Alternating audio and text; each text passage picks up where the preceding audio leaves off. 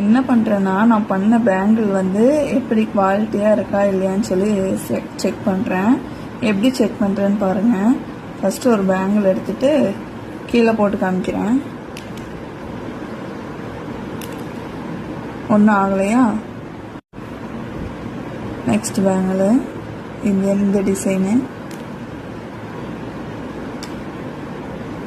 பார்த்துக்கோங்க. அடுத்து ஓகேவா?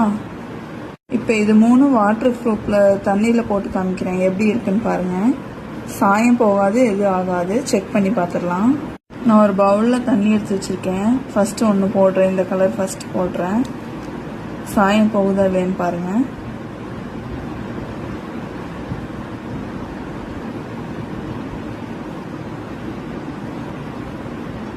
ஒரு 5 மினிட்ஸ் இருக்கட்டும். பாருங்கள், சாயம் போல் ஒன்றும் ஆகலை. நான் தண்ணியிலேருந்து எடுத்ததோட கீழே போடுறேன். எப்படி இருக்குன்னு பாருங்கள்.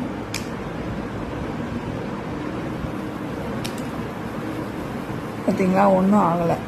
இது வந்து நல்ல குவாலிட்டியானது தான். இது என்ன பண்ணணும்னா, நம்ம எடுத்து வைக்கும்போது, நம்ம இப்போ கையில் போடுறோங்களா, அதை திருப்பி நம்ம எடுத்து வைக்கும்போது நல்லா காய வச்சு எடுத்து வச்சிட்டோம்னா இது அப்படியே இருக்கும். எந்த ஸ்டோனும் விழுகாது, எதுவும் ஆகாது.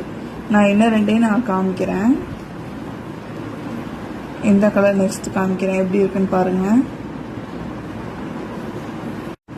இது ஒரு 5 மினிட்ஸ் போட்டு வைக்கிறேன். எப்படி இருக்குன்னு பாருங்கள். இது பார்த்தீங்கன்னா எதுவுமே இதாகல. இதையும் நான் அப்படியே கீழே போட்டு காமிக்கிறேன்.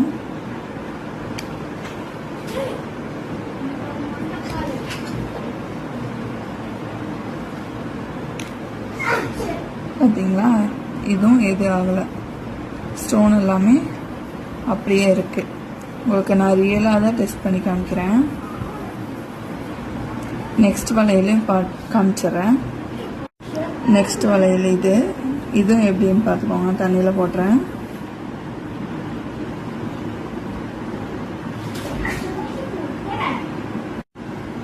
இது 5 மினிட்ஸ் வச்சுருக்கேன்.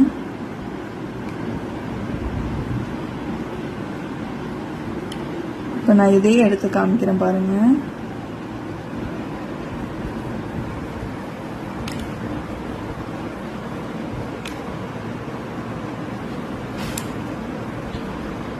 பார்த்தீங்களா, ஒன்றும் ஆகலை.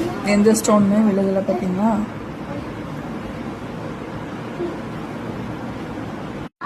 இந்த மூணு பார்த்தீங்களா.